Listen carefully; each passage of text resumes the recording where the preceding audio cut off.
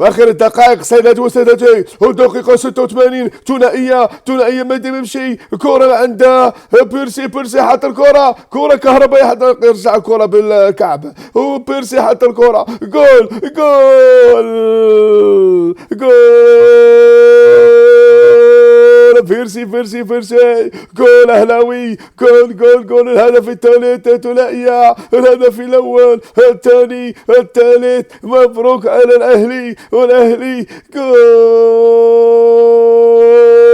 جولاتو شوكولاتو، جول